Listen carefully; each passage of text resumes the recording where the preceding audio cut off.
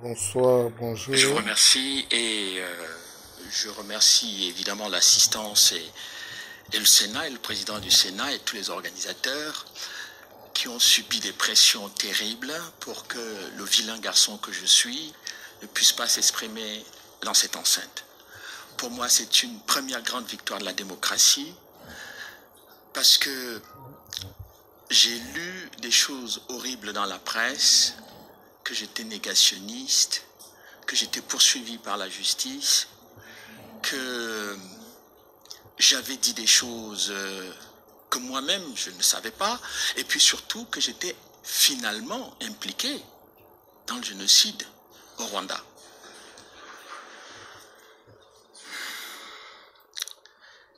Que dire devant ce type de discours, cet appel au combat de rue auquel je ne suis pas habitué? Je suis un chercheur, je suis un scientifique. Je ne fais que publier des livres. Et de tous les livres, j'en ai publié 4 sur le Rwanda, dirigé un colloque sur l'attentat avec des experts, 2 livres sur le Congo, et aucun de ces livres n'a jamais été attaqué pour négationnisme. C'est quand même étrange que je mets des ouvrages sur la table, on laisse les ouvrages et on attaque la personne. Deuxième observation, je me rends compte que le dernier livre sur l'opération turquoise, qui a fait scandale ces derniers temps, au point de avoir une éviction d'un journaliste qui m'a simplement interrogé de la BBC.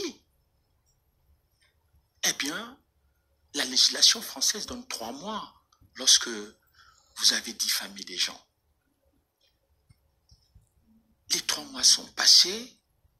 Je remercie mon éditeur qui est dans la salle, qui a eu le courage de publier un livre que certains jugent négationniste, sur le fondement d'une thèse elle-même controversée, et on ne sait pas quand ou comment la thèse a été controversée.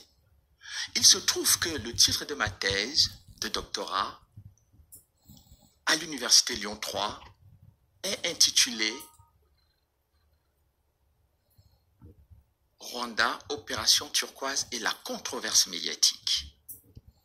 Donc on a pris le terme controverse médiatique, on me l'a transformé en injure et en disqualification de mon travail.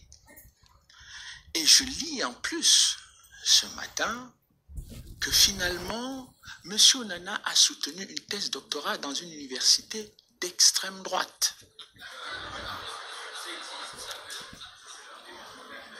À ces rythmes, je finirai par devenir négrophobe. Alors, je tiens d'abord, évidemment, à rappeler que non seulement je ne suis pas négationniste, je n'ai aucun intérêt à l'être, je n'ai aucun intérêt financier, économique, politique, même familial au Rwanda. Mais pourquoi je devrais être négationniste?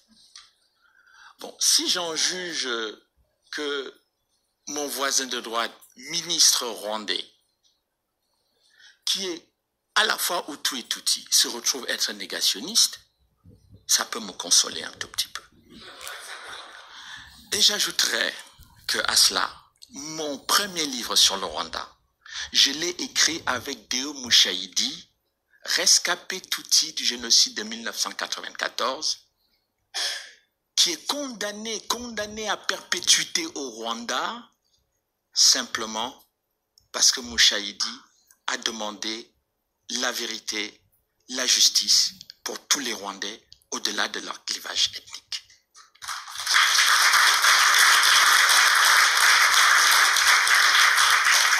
J'ai lancé un appel, c'est l'une des premières fois de ma vie que je le fais, j'ai lancé un appel pour soutenir mon ami Deo Mushahidi. Silence radio. Et là, personne ne me traite de négationniste.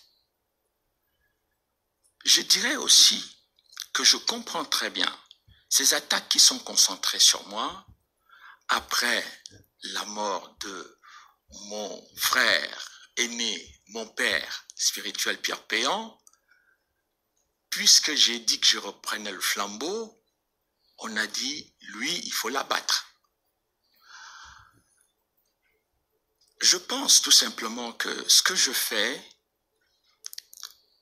en faisant cette thèse doctorat, parce que j'ai remarqué que dans les universités européennes, françaises en particulier, 99% des mémoires et des thèses sont pour FPR.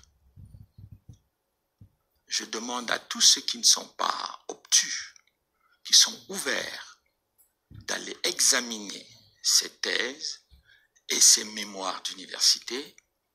Ils seront surpris par la démarche idéologique qui anime, je dirais, les travaux. Alors, je me suis dit quand même, après autant d'attaques contre l'opération turquoise, il fallait quand même examiner ce qui est dit dans ces accusations. Mon problème était que, et c'est pour cela, c'est une petite introduction, mais à la fois grande, mais il faut faire cela. Je suis parti d'une hypothèse scientifique simple. J'ai présumé de la véracité de toutes les accusations contre Turquoise. J'ai dit, si depuis 25 ans, tout le monde, des universitaires, des journalistes, des chercheurs, des hommes politiques, des militants des organisations humanitaires disent la même chose, c'est qu'il y a des preuves et que nécessairement la France dissimule quelque chose. C'est ça mon hypothèse de travail. J'ai donc dit, il me faut donc trouver des éléments précis qui attestent effectivement des livraisons d'armes, de l'exfiltration des génocidaires, de la volonté d'empêcher le FPR de prendre le pouvoir. Il faut que je trouve tous ces éléments. 10 ans de travail. Rien. Mais que devrais-je faire? Dire que non, finalement. Alors, si j'avais fait une thèse pour dire que Turquoise, c'était une bande de criminels, je serais sur tous les plateaux de télévision. Bon. Alors, disons que mes contradicteurs et mes détracteurs m'ont un peu stimulé. J'avais envie de faire un exposé très simple, académique, universitaire, etc. Je me suis dit non, ça ne sert à rien. Puisque je suis identifié comme un infréquentable, il faut au moins que je donne envie à ceux qui ont encore un peu de culture cartésienne, d'esprit cartésien, de suivre uniquement mes sources d'information. Est-ce que mes sources d'information sont aussi négationnistes? C'est possible. Alors, la première source d'information qui a été intéressante pour moi, parce qu'elle-même, elle est aussi devenue négationniste. C'est la congresswoman Cynthia McKinney, qui était membre du Congrès américain, membre de la Commission des Affaires étrangères et de la Défense, et de surcroît, l'envoyé spécial du président Bill Clinton dans la région des Grands Lacs. Pourquoi je prends cette source? Parce que le rôle des États-Unis, on l'a dit précédemment, a été totalement ignoré de tout le monde. Il a fallu attendre 2017 pour que ma chère Hélène Epstein, qui est juste là, publie le premier article dans le Guardian sur le rôle secret des États-Unis qu'elle a intitulé « America's Secret Role in the Rwandan Genocide ». C'est la première fois depuis 1994 qu'on entend parler d'un rôle secret des États-Unis. Et Hélène publie cet article 17 ans après l'ouverture des archives américaines. Voyons. Où sont les chercheurs? Mais moi, je ne lance pas la pierre à mes amis chercheurs. Parce que vu les attaques dont je suis l'objet, si je dirige une chaire importante de sciences politiques dans une université, en 48 heures, je suis mis dehors. Donc je les comprends. Je compatis. Et je suis ravi qu'il m'ait donné, moi, étant à l'extérieur, la possibilité de revaloriser la recherche scientifique et de lui redonner ses lettres de noblesse sur le dossier du génocide rwandais. Premier document, et je serai un peu chronologique. Cynthia McKinney, donc, qui est membre du Congrès, commence à s'interroger en 1997 de tout ce qui est dit sur les massacres du Congo.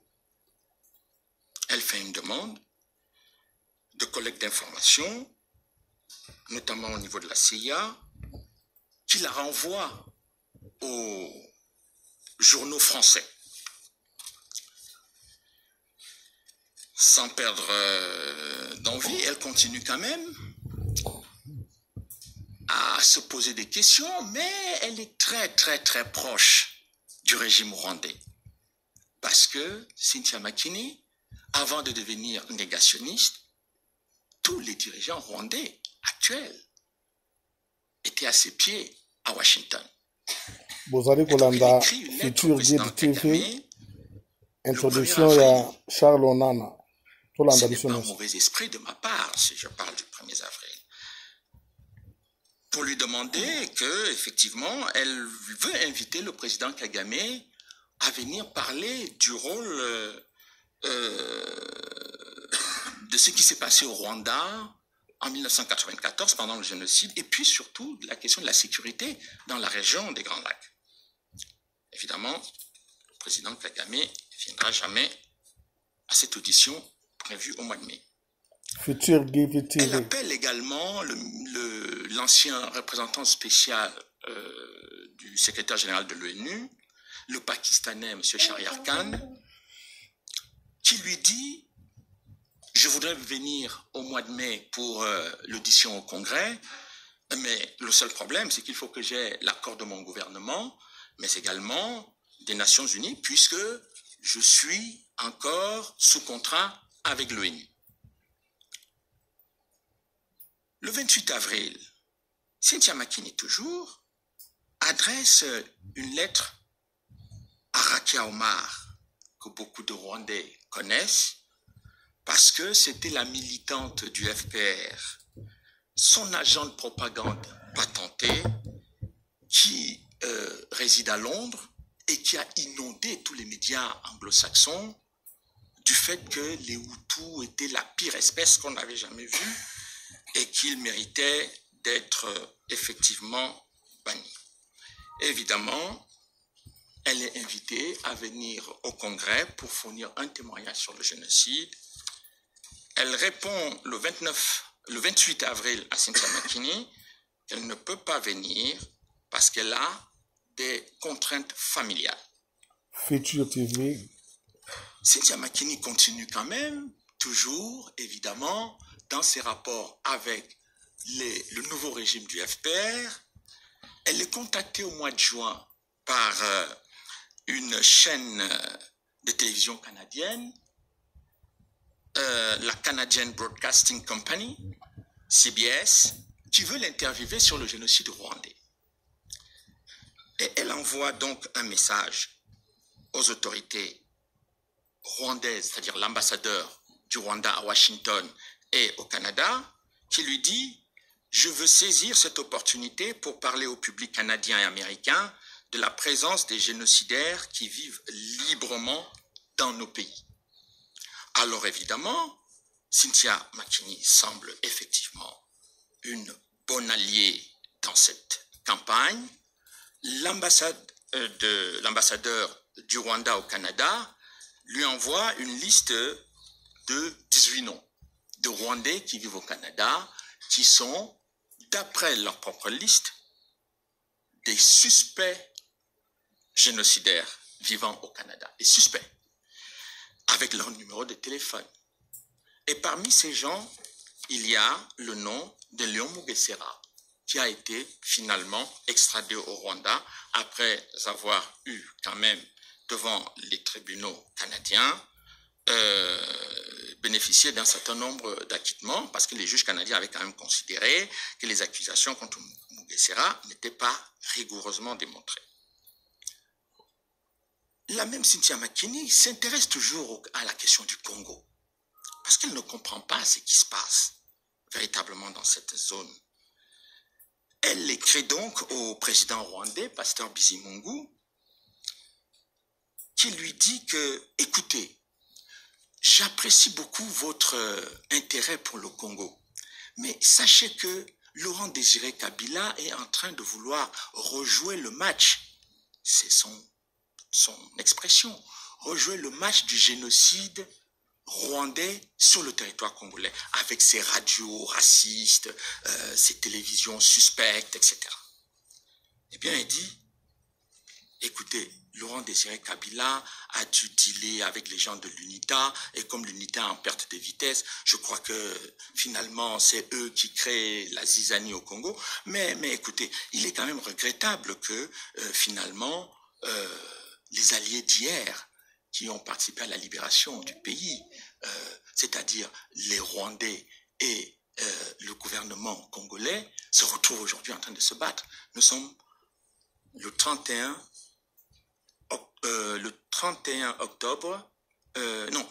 août 1998. Lettre signée Pasteur Bizimungu.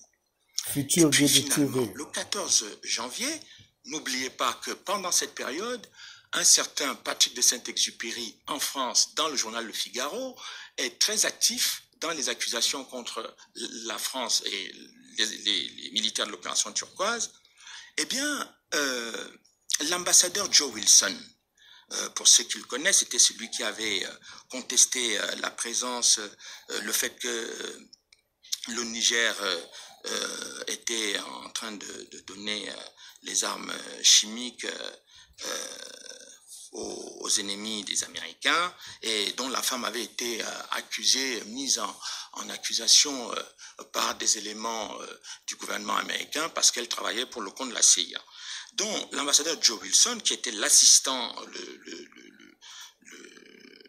le directeur des affaires africaines et l'assistant spécial du président Clinton, envoie donc une lettre à Madame Cynthia pour lui dire qu'elle soutient bien le travail que la Congresswoman fait pour améliorer la politique des États-Unis dans la région des Grands Lacs.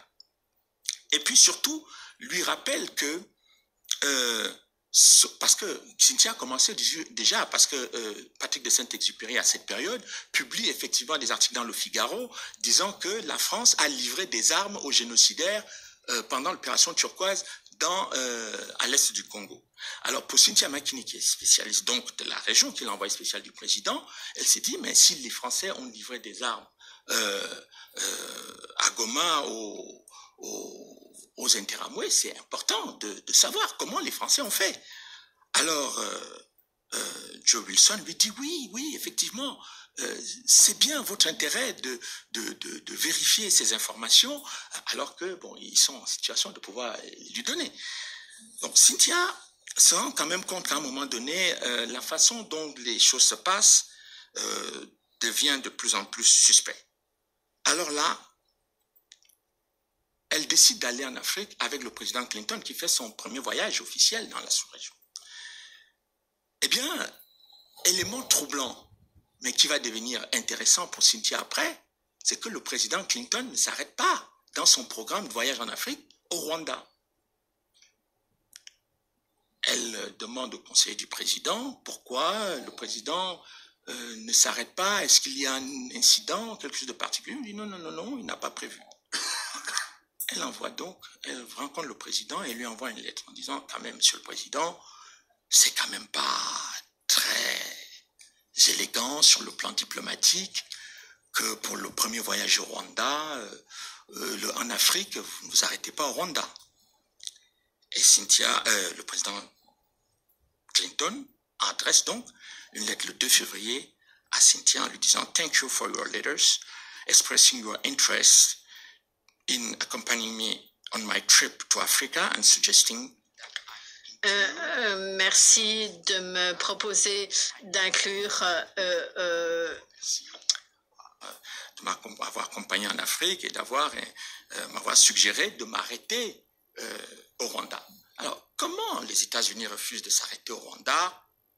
le pays qui a subi le crime des crimes, alors que le président américain lui-même sait que cette tragédie est terrible pour le peuple rwandais. Pour Cynthia, d'après ce qu'elle m'a dit, ça lui a paru quand même assez troublant. Alors, un autre élément très important, toujours dans le rapport de proximité avec les dirigeants de Kigali, Kigali fait une campagne terrible sur le fait que les Nations Unies ont abandonné le peuple rwandais, n'ont pas voulu défendre les Tutsis victimes du génocide. Elle décide d'organiser une audition à la Commission des Affaires étrangères. Et qui elle va avoir? Qui va venir pleurer à ses pieds en la félicitant pour tout ce qu'elle fait pour le génocide des Tutsis? Notre actuel secrétaire général de la francophonie, Mme Mushikiwabo. J'ai effectivement les photos de Cynthia avec Mushikiwabo à New York, à Washington, qui vient faire une conférence de presse au Capitol Hill.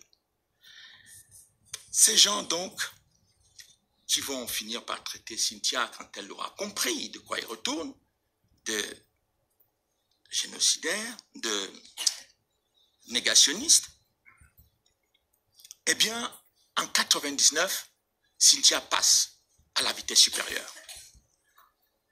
Non seulement elle va décider d'aller au Congo pour voir ce qui se passe, elle rencontre les personnalités politiques, la majorité des gens.